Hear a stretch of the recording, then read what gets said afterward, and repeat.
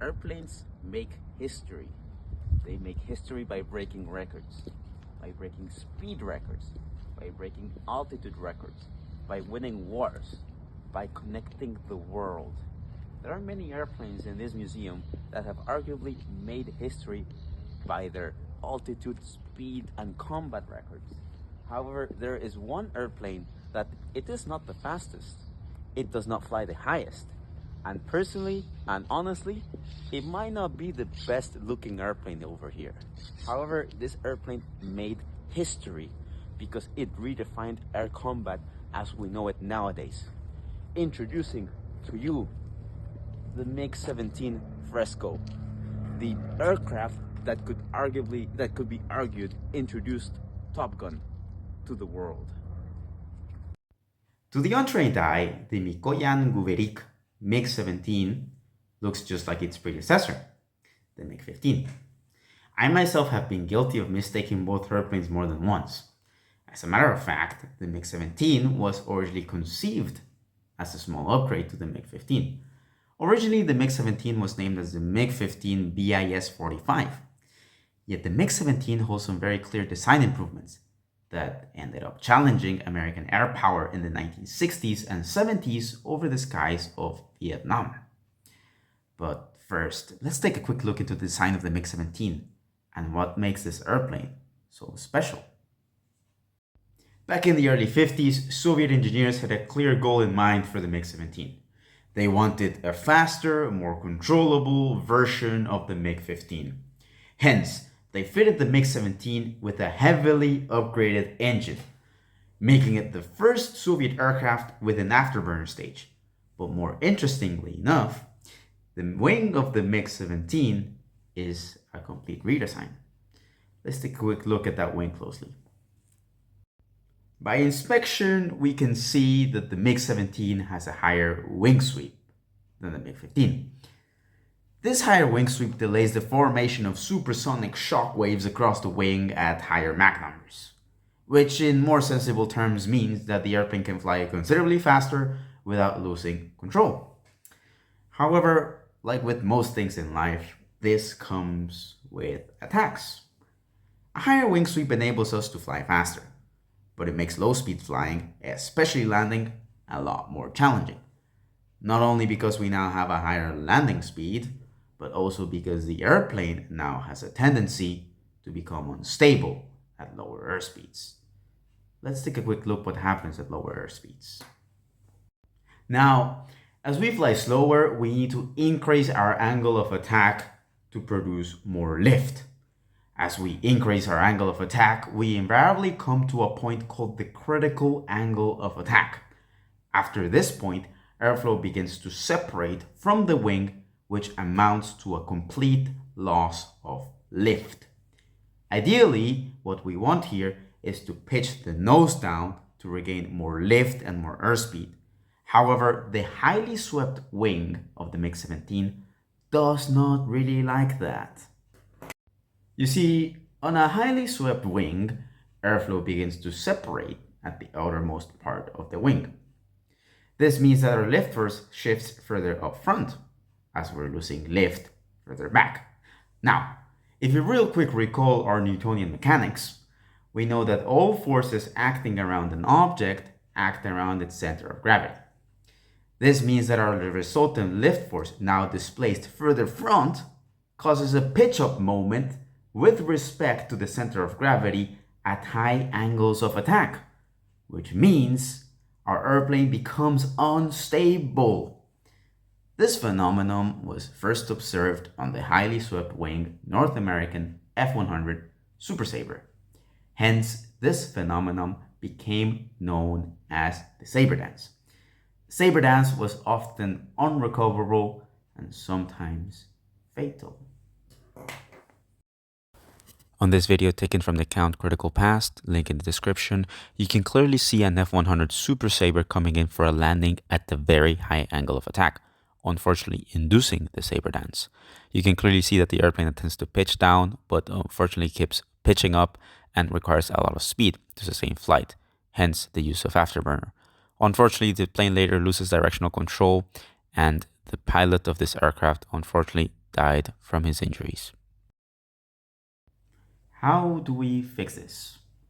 If we look closely at the MiG-17's wing, we notice 6 wing fences spread around the wingspan of the airplane.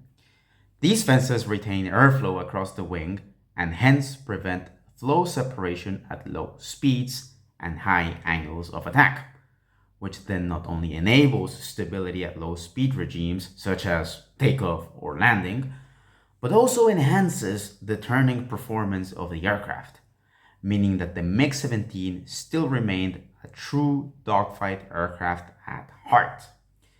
This implies then that the MiG-17 acted as a faster, more maneuverable, capable version of its predecessor, the MiG-15. But how did the MiG-17 stack up against its contemporary adversaries? By the mid-60s, the MiG-17 lacked a radar, missiles, and speed to be considered a modern jet fighter. Yet during the introduction of this video, I boldly stated that this aircraft changed history. The key lies on its implementation during the air war over Vietnam. If we take a look at its main adversary of the time, the McDonnell Douglas F-4 Phantom II, we see a much modern airplane, equipped with missiles, a radar to engage the enemy beyond visual range, and we see an aircraft that is actually capable of flying at twice the maximum allowable speed of the MiG-17. Yet by 1968, the United States Air Force and Navy reported a kill-death ratio of 2-to-1, which means that for every 2 MiG kills, at least 1 American plane was lost. These ratios being the lowest ratios in the history of both services, which previously bolstered a very impressive kill-death ratio of 10-to-1 in the Korean War. The United States Air Force and Navy faced a crisis. Their newer generation supersonic jet fighters were being shot down by seemingly outdated MiG-17s. This brings us back to the very bold statement I made at the very start of this video. The MiG-17 made history. It made history as it was the aircraft that gave us the wake-up call. The fact that pilot training is at the core of air combat. Proof is the fact that the McDonnell Douglas F-4 Phantom II, one of the best fighter jets in history and one of my favorite, arguably better than the MiG-17 in almost every single metric, still faced concerning air-to-air losses in Vietnam. MiG-17 pilots knew that their plane was inferior everywhere, except for turning rate, which is what they exploited to their advantage. Most of the air engagements of the Vietnam War were short-range turning fights, or boom-zoom fights, where MiG-17s would engage Phantom IIs in short range and escape as soon as possible.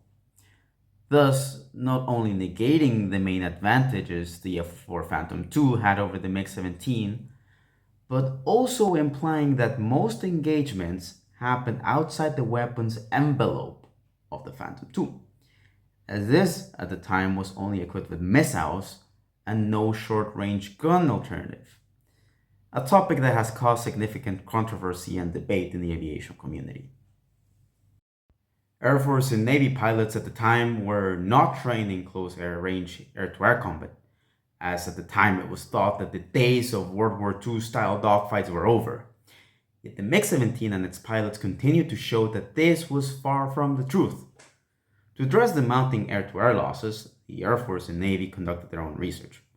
Among the most influential and relevant reports from this research is the Navy's OLD report on air-to-air missile system capability. This report studied the effectiveness of the main offensive weapons used against the MiG-17, the surprise, air-to-air missile. Among the many recommendations and findings of the OLD report, it was suggested and later on accepted to create a flight school and program that would teach F-4 Phantom II pilots how to use their aircraft in close air-quarter combat, and more specifically, how to fight in a dissimilar setting, in which the adversary mimics the tactics implemented by the MiG-17 and their pilots. This flight school was originally aimed at high-performing, talented naval aviators and flight officers. The knowledge they took from their time at this school was to later be transferred to their respective squadrons, ensuring that all Navy fighter aircrew had the capabilities to engage and win against the MiG-17. This school was originally quite fringe and unknown in the US Navy. It went by the name of the United States Navy Fighter Weapons School, more commonly known as TopGun. TopGun's influence began to be felt, as by 1972 the Navy bolstered a 12.5 to 1 kill-death ratio over all MiG variants. TopGun made history. It brought proper combat training back into focus, placed Navy pilots as some of the best in the world, and later on in the 80s became a staple of modern culture. Well, if you were directly above him, how could you see him? Because I was inverted. However, if we trace its origins, we cannot help but to relate TopGun to the MiG-17, as TopGun was set up as a countermeasure to the MiG-17. You could in the end say that the MiG-17 also made history. However, there is a very important character in this story that we are overlooking. I barely introduced this highly influential and well-known character. However, he will be the subject of an upcoming extensive video series. We're of course talking about the world's leading distributor of MiG parts, the McDonnell Douglas F-4 Phantom II, the rival of this story, yet an airplane that also deserves respect and its own deep dive. Stay tuned for our upcoming series on the McDonnell Douglas F-4 Phantom II. Hit the like button if you enjoy the content, and please don't forget to subscribe. If you would like to see any other airplane featured in this channel, please let me know in the comments below, and I will gladly do some research and see what I can produce. But for now, thank you all for watching, take care, and I will see you all on the next one.